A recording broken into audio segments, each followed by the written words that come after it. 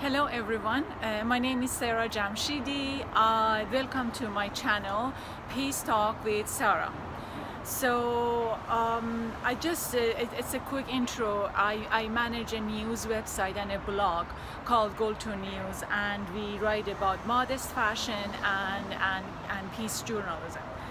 I'm just having my notes, so I just know that the things that I'm going to talk about. I am from Iran. I was born and raised in Iran, in Tehran, and there are so many people who know me in my community. They usually ask about the life in Iran. They ask about how it's everything. And since I am a journalist, I was a journalist, reporter, and producer and director back in Tehran, in Iran, and I know I have an excellent grasp of the society, the people, social issues, political issues, and all of those. And I am a reporter, journalist, foreign correspondent, and also the manager of Go2 News. And then I have an excellent grasp of the United States, its cultural issues, its political issues, and everything. So that's why I decided. And then there is a brewing conflict between these two nations that I absolutely love and absolutely adore. I think it was because of those reasons that I decided to talk about Iran and talk about the United States and talk about the relationship. But I am not going to give you, non-useful information. I am going to give you, I am going to talk about my own life, as a kid when the revolution was happening in 1979. And I'm going to talk about myself as a teenager when the war between Iran and Iraq was Iran and Iraq was taking place, and also when my own engagement of the women's movement and working as a journalist and reporter in different newspapers writing about women's rights and women's movement in Iran. And I'm also going to talk about my life, how I see that we cover other nations, we cover Muslim community, we cover Muslim women in the United States, and my own life, the story of my website and my blog. And I just want you to bear with me until we go through the clips. This footage is raw footage. I am not editing. I am not doing anything. I just hit the button and then I'm speaking, and within a few minutes I'm gonna just hit the button and stop it. So it's very raw and genuine conversation between you and me. For the sake of having something interesting to say and to talk, I'm going to talk about sex in Iran, and I'm going to talk about how I found some of my dad's erotic sex books in the attic back in my house in Tehran. So I've written blog posts about this. I think it's a very delicious story, and I think it's worth to talk about and to explain it. Yeah, so I'm just going to go through this story. I was around 16 years old, and in my dad's house, we had a huge house. 7 bedrooms, swimming pool, 2 huge terrace, and basically pretty difficult for my mom to take care of the house. So we had helpers and we had people who were helping my mom and so forth. So this particular event happened during the Nowruz. Nowruz is the Iranian, I hope that you can hear me fine. Nowruz is the Iranian New Year, and then according to the Iranian tradition, we do khane tekani. Khane tekani is literally means shaking the house, and the whole idea is shaking the house during the spring away from any dust. It's a spring cleaning here in the United States, and it's a pretty big deal and important business in Iran because almost every household does khane tekuni. So my mom was doing khane tekuni with her 2 helpers, and it was the last day of school. So in Tehran we had, for the Nowruz, like here in Christmas, we had 2 weeks of vacation. And I have to tell you that my dad was, he did so many businesses. One of the businesses he was involved with was selling books and being in close contact with many of the publishing houses. So therefore we had ton of books in our house. My last counting of the books before I left Iran was around something around 4,356, 57. So you get it. It was lots of books, and I was in charge of all the books. So I knew which book was where, I knew, and I knew all of the writers. I knew everything about every single book in our bookshelves. And if anyone wanted to know about books, they would come to me.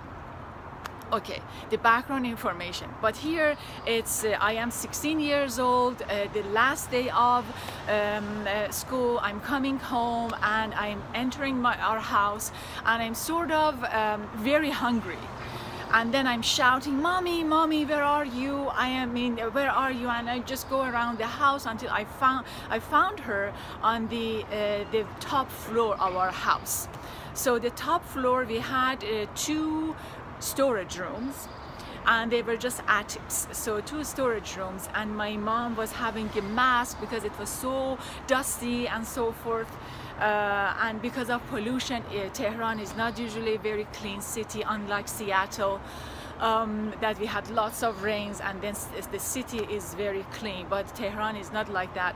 So I was just, my mom had a mask, and then she was cleaning the storage room.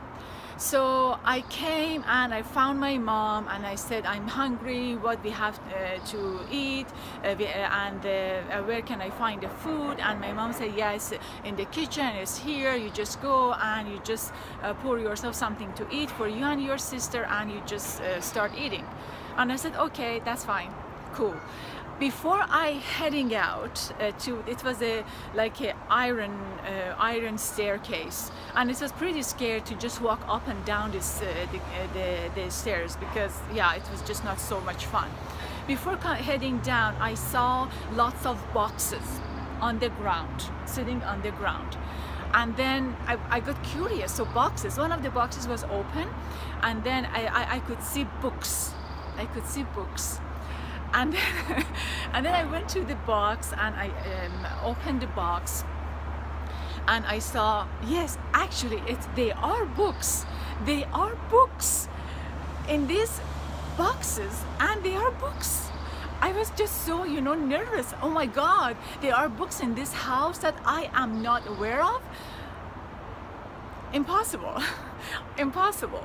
So I just grabbed one of the books and I started, skimming through. For my Iranian friends, they know that we have a few writers back in Tehran who were writing sort of a penthouse stories. They were Oran Kermani and Re Etemadi. And so I'm just holding one of the books in my hand from Oran Kermani, the book called Galin. Galin in Turkish means the bride. And then I'm just opening the book and trying to see what's written, and I'm reading the lines about Behi was on the on bed, her legs was open, and she was blah blah blah, and I'm just, oh my God, this is something new that I have never read. So and then my mom saw me. My mom saw me, my face expression, everything, and she just zipped in, came too quickly to me and said, "What are you reading?" And she saw that I am holding a Galin in my hand, and she just grabbed the book and put it on the box and said, "You have no right to go through all of these boxes." She was very, very upset that I did that, and I'm just looking at her. Huh? These are books. These are books. And these are books. And I don't know about these books. Anyway, I was just so furious. Furious and at the same time very shocked and surprised of the lines that I was reading. And my mom said, "No way, you should never ever touch these boxes again." And I said, "Okay, I'll show you." Anyway, I just came downstairs. I went to my parents' house, and I knew that my dad was keeping so many keychains, and then I thought, okay, so one of these keychains must be the key for the storage, that I am going to go and I am going to rip those boxes and I'm going to grab the books and I'm going to read the books.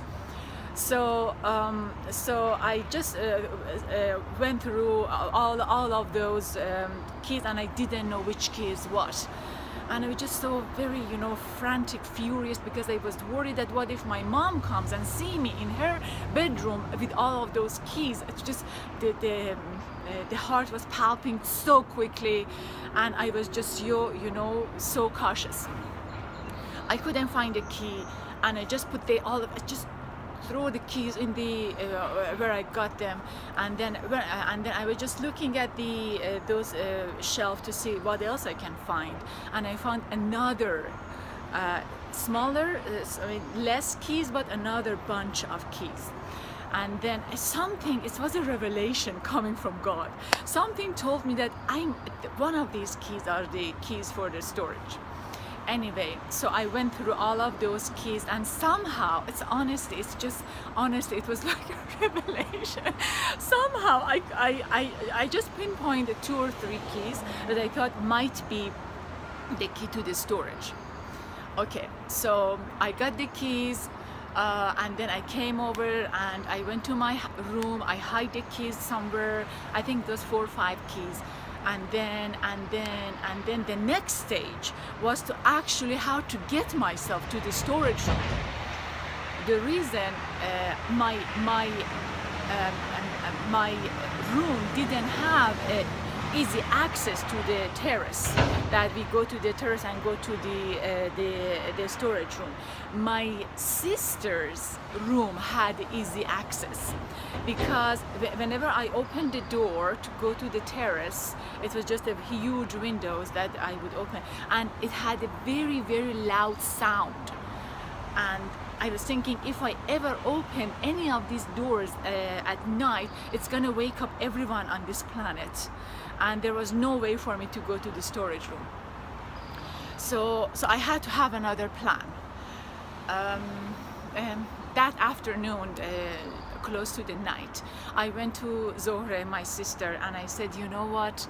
I just made up a plan." I just said, "You know what? There was a boy just in front of my room. His name was Jubin, and he was so handsome and he was so interesting, and their parents were, affluent, wealthy, and then he was just, he was paying attention to the girls." And then I told Zohre that, "You know what, I'm just gonna, I got Jubin's all made up stories. I got Jubin's phone number, and I'm gonna call him tonight, and I just need to know when I'm on the phone with him what he does, because our windows are just across, opposite to each other, not our windows." Her room had a better view of Jubin's bedroom. And I said, "So please, can you please let me to stay in your room tonight, and I'm gonna call Jubin. I'll tell you everything. I'll tell you everything about the conversation. She thought a little, and then she said, I don't know. And I said, oh, please, I beg you, it's so important, please. And then anyway, she accepted. She's a sweetheart. She's just an angel. She accepted, and I was just so happy.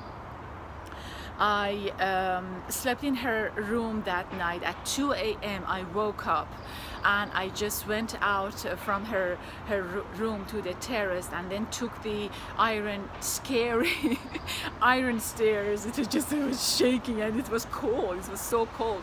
And then now I am in front of the storage room, in front of the destination, and I have to just open the door. And I'm just, oh God, please help me to read all of these erotic books. I beg you, please. Anyway, it was very interesting moments that I had. I was asking God, please help me to read erotic books.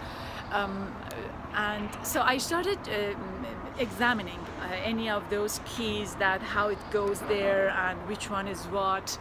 And I was just so desperate. None of them was working. My hand was shaking, and I was too worried. Oh, what if my dad comes on my back? What if my mom comes? And what I'm going to tell them? Anyway, eventually, it took me, I think, probably 5 or 6 minutes or less. But the 5-6 minutes felt like a few days. I opened the door. And I opened the door, and I very slowly, softly turned on the light, and I just saw boxes of books.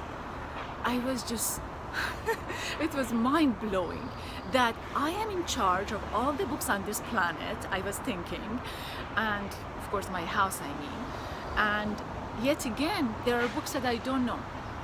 Anyway, I just went through boxes. I grabbed one of them, and there you go. Yes, the full box of interesting photos and interesting things. So I thought, okay, so I'm gonna read them. I grabbed the 3 books, 2 from Rea Temadi, and the other one is Galin, and I put them everything back. I closed the door, and I came downstairs, and I started reading the books.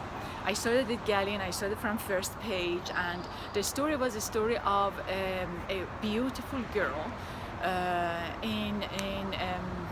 they call it Shahreno. It was where the prostitutes were living, and this man who goes to this area, wealthy, and falls in love with Behi, who is one of those prostitutes. And the story of these two individuals. So I think I went through half of the book until I was just so tired. The book was on my side, and I fell asleep. Next morning, I heard a sound, a quick sound, and it just frantically, what's the word? Just wake up, got up, and I just hid the book quickly, and I looked up, and I saw Zohre. It was Zohre. It's not Daddy, it's Zohre. And she came over, and I said, okay, how it went with Jubin? What did you do? What did you say? Blah, blah, blah, blah, blah. And I said, you know what? It was not Jubin. It was something else that I am going to share it with you. But if you tell anyone, and if you tell Baba, and if you tell Mama, I kill you. So I showed her the books, and we started reading. I think that Nowruz was one of the most interesting Nowruz I have ever had in my life. I have to tell you that it was a very scary time. It was a war between Iran and Iraq, and if for any reasons the authority would find any of these books, the whole household would be into such a difficult moments, because these books were forbidden books. My dad had books like Divine Comedy. It was forbidden. Many books. He had books like many books, and they were all forbidden. So I just don't want to mention it on the video. And then it was pretty dangerous to have any of those books. But he had them, and he had not only those books. We had books of Rumi, books of so many. I mean, Iranian writers, American writers, British writers, so many. And including those books. I was reading so many other books, including those books. And yes, it was a pretty interesting moment for me back then when I was growing up. Yes, I wanted to ask you if you are Iranian, or if you are Iranian American, or if you know Iranian American who would like to share their stories, somehow funny or interesting stories of them growing up in Iran, or being in Tehran, or being in Isfahan, being in Mashhad. Please contact me. My email is editor, editor, editor @goltune.com, goltune.com. And I am more than happy to talk with you and to learn about your story, and if it's possible to tell your stories on this channel. I want our American friends know that Iranians are humans. We are like yourself. We are individuals with a funny life, a sad life, interesting life, scary life, and like any other nation on this planet. And we just need to know and learn about each other. Thank you so much for being here and for listening to my story. Probably next time I'm gonna tell you a different story. I don't know it yet, I haven't decided, but until then, so long. Take care. And Khoda Hafiz. Oh, Khoda Hafiz in Farsi means may God protect you, by the way. Khoda Hafiz. And